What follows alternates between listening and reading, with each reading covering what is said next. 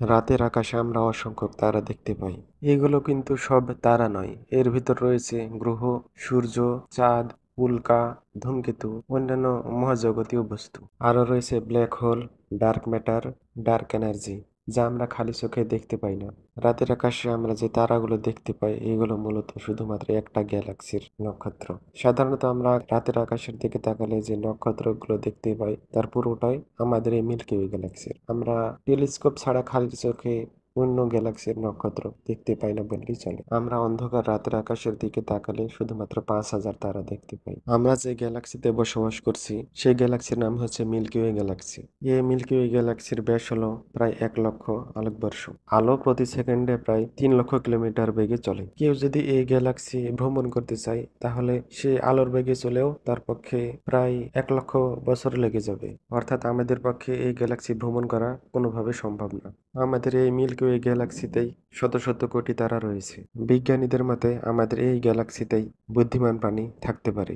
হতে পারে তারা আমাদের চেয়ে অনেক উন্নত, কিন্তু তাদের সাথে আমাদের কোনো যোগাযোগ নেই। তবে বিজ্ঞানীরা তাদের সাথে যোগাযোগ করার জন্য সর্বোচ্চ চেষ্টা করে যাচ্ছে।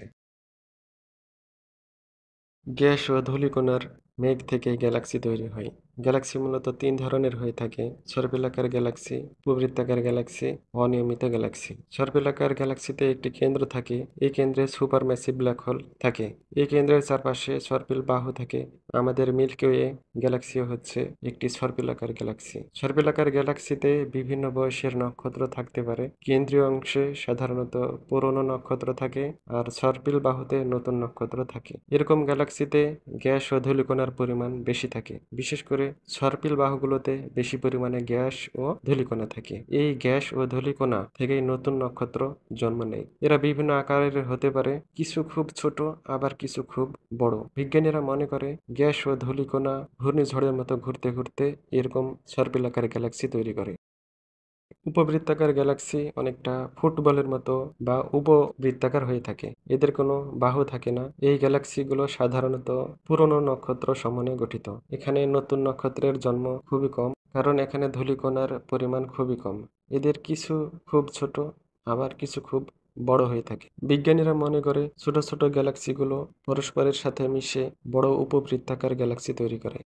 এবার আসি অনিয়মিত গ্যালাক্সিতে। এদের কোনো নির্দিষ্ট আকার নেই। এরা বিভিন্ন আকার ও আকৃতির হতে পারে। গ্যালাক্সিতে বিভিন্ন বয়সের নক্ষত্র থাকতে পারে। কিছু গ্যালাক্সিতে পুরনো নক্ষত্র বেশি থাকতে পারে, আবার কিছু গ্যালাক্সিতে নতুন নক্ষত্র বেশি থাকতে পারে। এ ধরনের গ্যালাক্সিতে গ্যাস ও ধূলিকণার পরিমাণ অন্য গ্যালাক্সির তুলনায় বেশি থাকে। এই গ্যাস ও ধূলিকণা থেকেই নতুন নতুন নক্ষত্র জন্ম নেয়। ধারণা করা হয় ছোট গ্যালাক্সির সাথে বড় গ্যালাক্সির মহাকর্ষীয় টানের ফলে যে সংঘর্ষ তৈরি হয়, সে সংঘর্ষের ফলে এ ধরনের গ্যালাক্সি তৈরি হয়। বিজ্ঞানীদের ধারণা প্রায় 100 কোটি কোটি গ্যালাক্সি থাকতে পারে। বাস্তবে এই সংখ্যা আরো বেশি হতে পারে, কারণ আমাদের প্রযুক্তি এখনো মহাবিশ্বের সকল গ্যালাক্সি শনাক্ত করতে সক্ষম হয়নি। আমাদের মিল্কি ওয়ে গ্যালাক্সির সবচেয়ে কাছের বড় প্রতিবেশী গ্যালাক্সির নাম হলো অ্যান্ড্রোমিডা গ্যালাক্সি। এটি আমাদের থেকে প্রায় 2.5 মিলিয়ন আলোকবর্ষ দূরে অবস্থিত।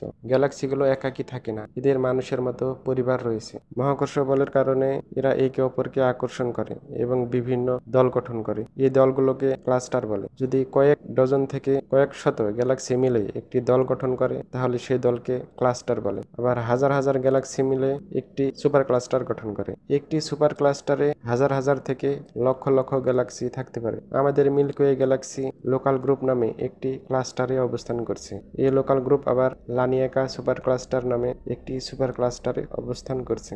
লোকাল গ্রুপ লানিয়া সুপার ক্লাস্টারের কেন্দ্র থেকে কিছুটা দূরে অবস্থিত। পূর্বে milky way galaxy Virgo supercluster নামক একটি সুপার ক্লাস্টারে অবস্থান করছে বলে মনে করা হতো, কিন্তু নতুন গবেষণায় দেখা গেছে ভার্গো সুপার ক্লাস্টারটি লানিয়াকা সুপার ক্লাস্টারের একটি অংশ মাত্র এবং তা লানিয়াকা সুপার ক্লাস্টারের কেন্দ্রের দিকে অবস্থিত।